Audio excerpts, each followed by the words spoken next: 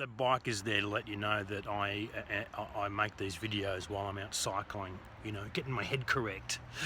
Good.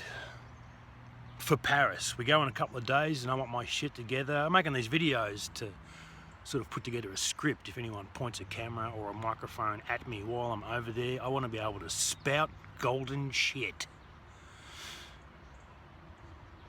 Which is hard because often people don't want to hear what's really going on. For instance, just yesterday, a bunch of my friends went out to Melton to face off against fascists, Nazis, bigots, just plain horribly, viciously underinformed people. And a lot of my friends wore facial coverings because they don't want to be targeted by Nazis when they're alone in the street at a later date. In the mainstream media, this has been reported as a troubling development. Anti-fascists wearing face coverings. This is bad for democracy. They're unaccountable, which is really fucking weird way of comprehending what's happening. You're getting things mixed up. People are wearing face coverings to protect themselves from future vigilante Nazi violence when they're alone in the street. They're not wearing face masks that magically create fucking real life Nazis that can then go on to menace democracy. Apparently the face masks are more menacing than the fact that there are fucking Nazis gathering in Australia, and that they're going to drag this country into all sorts of shit. We know this because a while back in the 90s, a woman called Pauline Hanson appeared and people laughed at her, ha ha.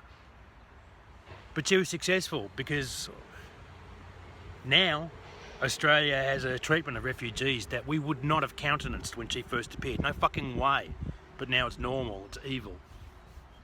So what's going to happen if we ignore Nazis, bigots, full-on extremist nationalists now? If we take the advice, don't wear masks. In fact, don't even go there. You're giving them oxygen, which someone said to me today.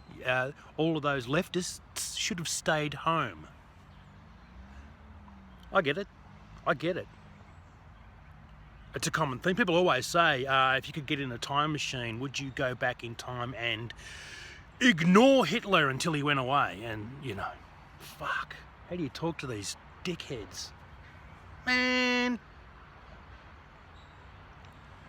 So we're going to Paris and we're going with that kind of, I guess it's a cloud hanging over our heads. I mean, if the climate change talks go ahead without people in the street pressuring the people in the building, it'll just be buildings full of useless dickheads in suits making useless deals, useless agreements. We need to be there.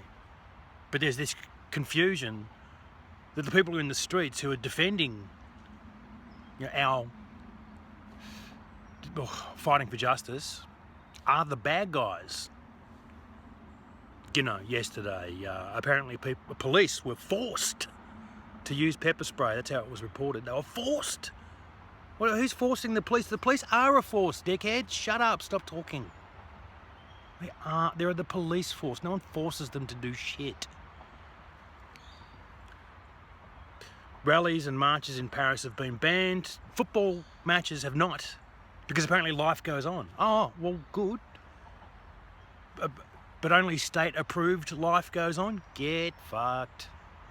Because I tell you, my friends, if those climate talks go ahead without massive pressure in the streets, it will be a failure so fucking epic, the world will actually fucking end. Oh, who dropped a big stinky truth bomb? I guess I did.